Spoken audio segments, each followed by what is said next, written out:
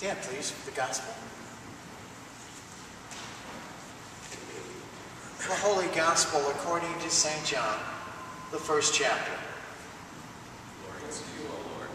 In the beginning was the Word, and the Word was with God, and the Word was God.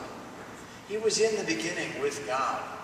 All things came into being through him, and without him not one thing came into being. What has come into being in him was life, and the life was the light of all people. The light shines in the darkness, and the darkness did not overcome it. There was a man sent from God whose name was John. He came as witness to testify to the light, so that all might believe through him. He himself was not the light, but he came to testify to the light. The true light, which enlightens everyone, was coming into the world. He was in the world, and the world came into being through him. Yet the world did not know him. He came to what was his own, and his own people did not accept him.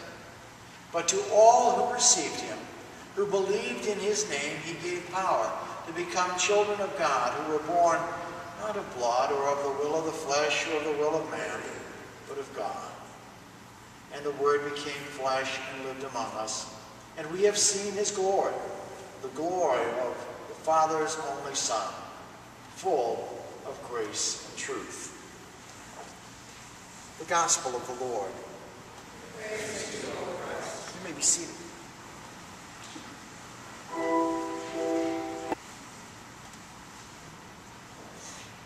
It is almost a confession, but I have to say that I do enjoy the works of Dan Brown, author of The Da Vinci Code, Angels and Demons, and now The Lost Symbol.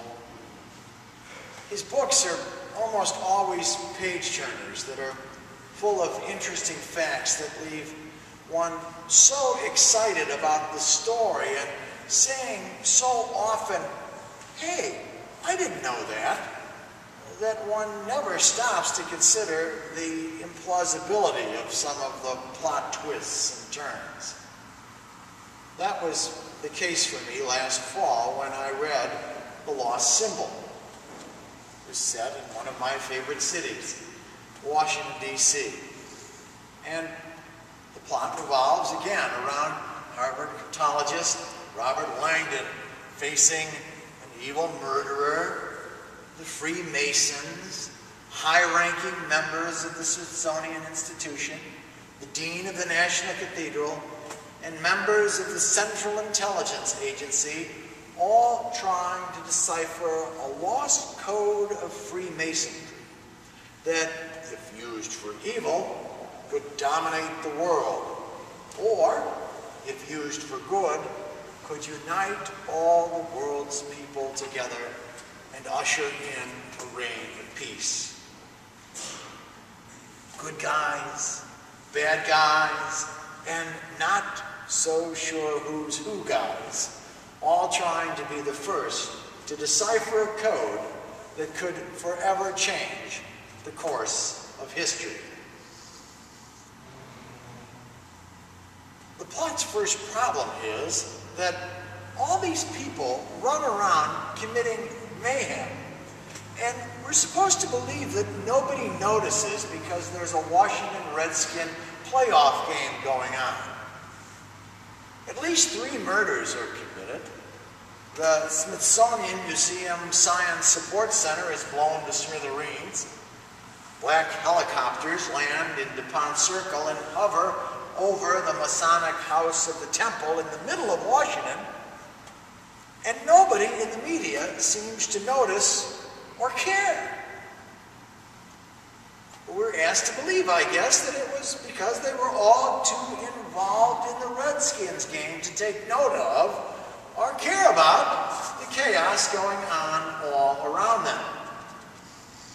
In the meantime, at least a dozen or so people are dashing about Washington, trying to find and then discover the meaning of a code that will change life as we know it, for better or for worse. I know that this may be a stretch for some of you, But as I read on, I kept thinking how this could be the American version of the Christmas story. We are on a frenetic search to unlock some complicated code that will reveal to us the wisdom of God. Yet we are always coming up short. And so we search. We search all over the place to try and find out what in the world it is that God wants for us. We figuratively kill ourselves and tear up and down the town like a character from a Brown novel, trying to find out what it is that God has to tell us.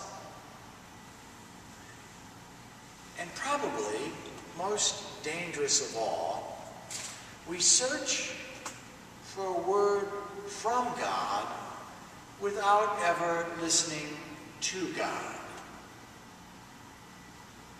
And the only thing our striving to find God leads to is chaos and destruction.